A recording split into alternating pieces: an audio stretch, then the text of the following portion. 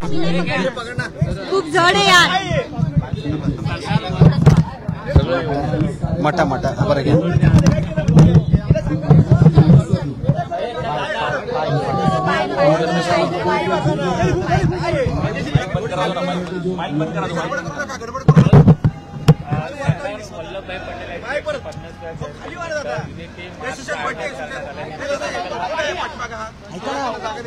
सरदार वल्लभभाई पटेल यांच्या 150व्या जयंतीच्या निमित्तानं युनिटी मार्चचं आयोजन करण्यात आलेलं आहे.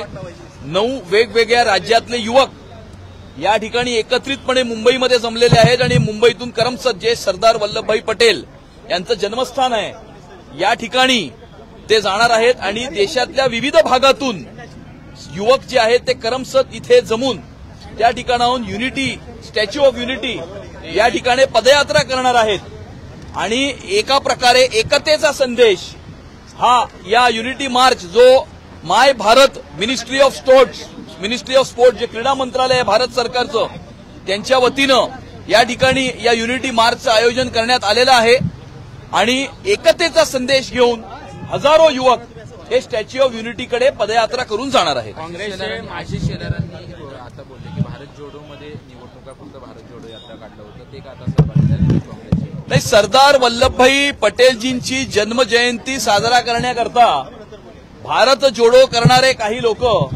अजिबात कुठे दिसलेच नाहीत, फिरकलेच नाहीत आणि हा जो कार्यक्रम आज या ठिकाणी वरळी विधानसभा मतदारसंघामध्ये आयोजित केलेला आहे त्यामुळे मोठ्या गप्पा करणारे युवराजही कुठे या ठिकाणी दिसले नाहीत किंवा सरदार वल्लभभाई पटेलजींच्या या ठिकाणी पुतळ्याला पुष्पार्पण करण्याकरता आले नाहीत, फिरकले नाहीत किंवा किमान शुभेच्छा तरी द्यायच्या चांगल्या गोष्टीला आणि त्यामुळे याच्यातनं यांची ढोंगीपणा आणि दुटप्पीपणाची भूमिका जी आहे ती दिसून येते. काँग्रेसचे माजी नगरसेवक मोहसिन हैदर खान यांच्या अडचणी वाढलेल्या आहेत. त्यांनी शासकीय अनेक बनावट कागदपत्र तयार केले समोर आले. मी जे वारंवार सांगतोय की मुंबई शहराला खानापासून धोका आहे ते पुन्हा या ठिकाणी अधोरेखित होत आहे आणि मोहसिन हैदर खान नावाच्या या मुंबई काँग्रेसचा उपाध्यक्ष आहे ज्याची 4 वेगळ्या प्रकारची नावं आहेत, 4 वेगळ्या प्रकारचे डॉक्युमेंट्स आहेत, 2 वेगळ्या प्रकारचे बर्थ सर्टिफिकेट आहेत.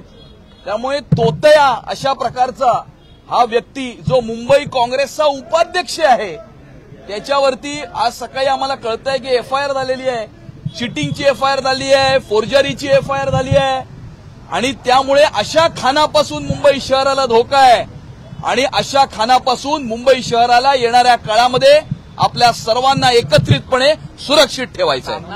कार्यालयावरती मराठी बॅनर नाहीये म्हणून मराठी महाराष्ट्र एकीकरण समितीने ऍक्शन घेतलं अशी माहिती मिळते.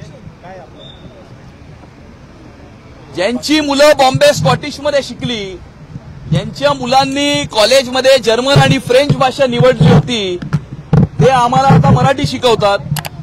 मी अति नम्रपणानं सांगू इच्छितो की माझे आजोबा महालक्ष्मी मिलमध्ये मास्टर होते. मिल बंद पडल्यानंतर माझ्या वडिलांनी पेपर टाकून शिक्षण पूर्ण करून बँकेमध्ये नोकरी केली आणि प्रामाणिकपणे 42 वर्ष नोकरी करून आम्हाला मोठं केलं. मी एका मध्यमवर्गीय मराठी कुटुंबातून येतो आणि त्यामुळे सोन्याचा चमचा घेऊन जन्माला जे आले त्यांच्याकडनं मला मराठी शिकायची आवश्यकता नाही. ठाकरेंच्या सामनामधून खरं तर आज भाजप असेल किंवा एकनाथ शिंदेच्या शिवसेनेवर टीका करण्यात आली. ज्या पद्धतीने पैशाचा वापर होतोय शिंदेच्या आमदारात आता सगळ्या गोष्टी करू लागल्या. नाही, असं आहे की काही वृत्तपत्रांचा खप हा कमी असल्यामुळे त्यांच्या वाचकांची संख्या ही कमी असल्यामुळे कुठेतरी खप वाढवण्याच्या दृष्टिकोनातून काहीतरी सेन्सेशन क्रिएट करायचं याच्यामुळे काही लोक आमचा काहीतरी पेपर विकत घेतील आणि वाचतील याच्या पलीकडे काही दुसरा उद्देश याच्यामध्ये आहे असं आम्हाला वाटत नाही. रवींद्र साठवण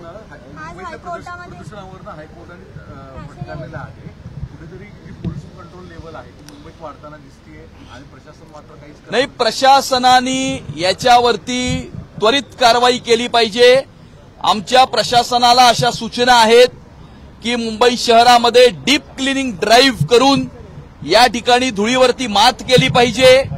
ज्या ठिकाणी अंडर कन्स्ट्रक्शन साईट्स आहेत ते सर्व प्रोटोकॉल्स आणि नियम फॉलो करतात की नाही याच्यावरती एक ऑडिट झालं पाहिजे आणि ज्या ठिकाणी इन्फ्रास्ट्रक्चरची कामं आहेत त्या ठिकाणी ही प्रोटोकॉल्स फॉलो केले जात नाहीयेत की याचंही ऑडिट केलं पाहिजे मला असं वाटतं की या 3 गोष्टींकडे लक्ष दिलं तर मुंबई शहराची एअर क्वालिटी जी आहे ती लवकरात लवकर इम्प्रूव्ह होईल. राज्य निवडणूक आयोगाने आता एक महत्वपूर्ण निर्णय घेतलेला आहे. आता प्रचार जो आहे तो 1 तारीखला रात्री 10 वाजेपर्यंत करता येणार आहे. 1 दिवसाची मुदत 48 तासाऐवजी 24 तास. आणि राज्य निवडणूक आयोग नियमाच्या अधीन राहून निर्णय घेत असतं. राज्य निवडणूक आयोगाने केलेल्या निर्णयाचं स्वागत आहे. रवींद्र चव्हाणांचं काल वाईट प्रतिक्रिया अशी होती की युती 2 डिसेंबरपर्यंत टिकवायची आहे. दुसरीकडे त्याच्यावर श्रीकांत शिंदेचं असं म्हणणं आहे की युती टिकवायची खरंच आहे का? याचा अर्थ नेमकं काय चाललंय? गड कोकणाचा वाद पुढे आलेला आहे. काय स्थानिक स्वराज्य संस्थांची निवडणूक ही कार्यकर्त्यांची निवडणूक असते. कार्यकर्त्यांची निवडणूक असल्यामुळे मोठ्या प्रमाणावरती सर्वच राजकीय पक्षातील कार्यकर्त्यांचे ऍस्पिरेशन्स हे निवडणूक लढवण्यावर असतात. त्यातून ग्राउंड लेवलला काही वाद होत असतात, काही मतभेद होत असतात. त्याच्यातून क्षणिक म्हणजे मोमेंटरी अशा प्रकारची काही विधानं काही लोक करत असतात. आणि त्यामुळे मला असं वाटतं की स्थानिक स्वराज्य संस्थांच्या निवडणुकी संपल्यानंतर हा पूर्ण विषय जो आहे तो संपेल. महायुती ही एकसंध आहे. साहेब, दुसरीकडे ह्याच्यामध्ये काल 2 ठाकरे एकत्र येतात असं म्हणतात. त्यांचा अशी चर्चा आहे की मुंबईत जिथे मराठी बहुल मतदार आहे अशा ठिकाणी दोघांमध्ये तिकीट घेण्यावरून प्रचंड स्पर्धा आहे. खरंच असं आहे? एवढी इतकी स्पर्धा नाही, हे बघा असं आहे की कोण एकत्र येत आहे, कोण एकत्र येत नाहीये, कोण कोणाच्या घरी गणपतीला जात आहे, कोण दीपोत्सवात एकत्र येत आहे, कोण रक्षाबंधनाला एकत्रपणे घरी जात आहे, याच्यापेक्षा मुंबई शहरामध्ये चर्चा करण्याकरता अनेक विषय आहेत. अनेक इन्फ्रास्ट्रक्चरची कामं झाली आहेत, अनेक इन्फ्रास्ट्रक्चरची कामं सुरू आहेत.